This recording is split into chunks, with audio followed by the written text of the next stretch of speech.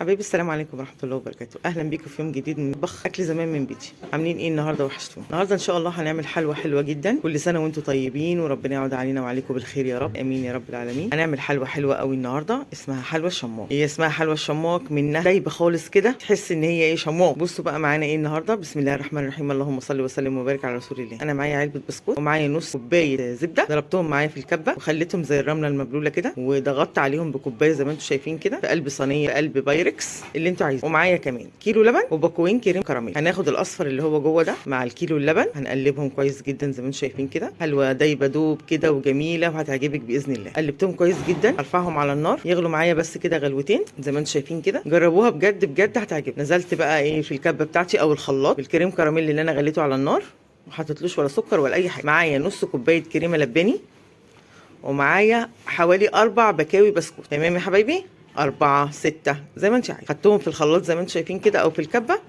يبقى معايا هنا في الخلاط الكريم كراميل اللي انا حطيته على كيلو لبن وغليته على النار، وحطيت عليه 4 بكاوي بسكوت من 4 ل 6، وحطيت عليه نص كوبايه كريمه لباني وسبتهم يبردوا. اول ما يتضربوا على طول تروحي منزلاهم على طول على البسكوت بتاعك.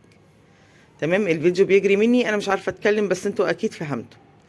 نزلتهم على البسكوت بتاعي وسبتهم يبردوا شويه ودخلتهم الفريزر زي ما انتم شايفين كده. معايا دلوقتي العسل كريم كراميل، هزين بيه من فوق. ممكن تزيني بفورماسيه، ممكن تزيني بكاكاو، ممكن تزيني بشوكولاته، ممكن تزيني بمكسرات، اللي انت عايزاه هتزيني بيه. انا معايا الباكوين العسل دول رحت حطاهم بتوع الكريم كراميل بتوعي. انا دلوقتي دخلتها الفريزر جمدت. بصوا وانا حتى بقطعها جامده جدا. دخلتها الفريزر جمدت عشان اقطعها متساويه لان هي دايبه دوب. بصوا الجمال. ايه رايكم بقى؟ هي جامده، لما تبرد بقى شويه هتلاقوها سايحه ونايحه، حاجه جميله جدا. حبايبي كل سنه وانتم طيبين، اشوفكم على خير واترككم في رعايه الله وامنه، والسلام عليكم ورحمه الله وبركاته.